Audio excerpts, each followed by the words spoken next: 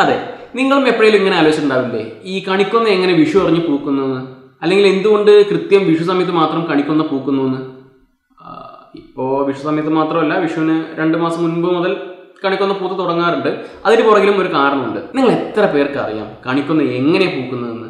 അതിനെക്കുറിച്ചുള്ളതൊക്കെയാണ് നമ്മുടെ ഇന്നത്തെ വീഡിയോ. അതറിയാൻ നിങ്ങൾ റെഡിയാണെങ്കിൽ ഹലോ നമസ്തേ, it's me B your own vlogs without wasting time. Let's get started.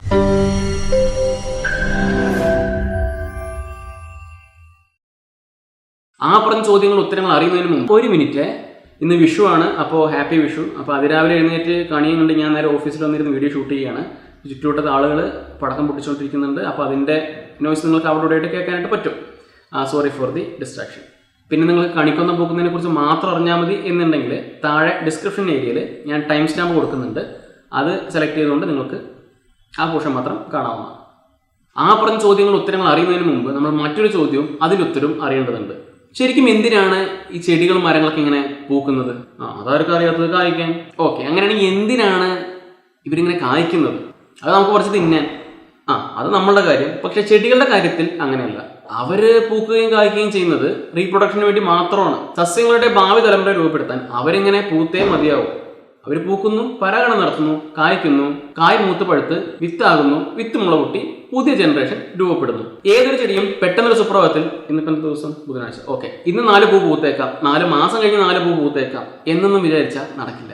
അതിന് മറ്റൊരാളുടെ അനുവാദം കൂടി ആവശ്യമുണ്ട്, പ്രകൃതി കൂടി കനിഞ്ഞാലേ ഇവർക്കിങ്ങനെ പൂത്തുലയാനും കായ്ക്കുവാനും ഒക്കെ പറ്റുള്ളൂ. ഇങ്ങനെയുള്ള പ്രകൃതിയുടെ കനിയലിനെ നമ്മൾ ഇംഗ്ലീഷിൽ വിളിക്കുന്ന പേരാണ് സീസൺ.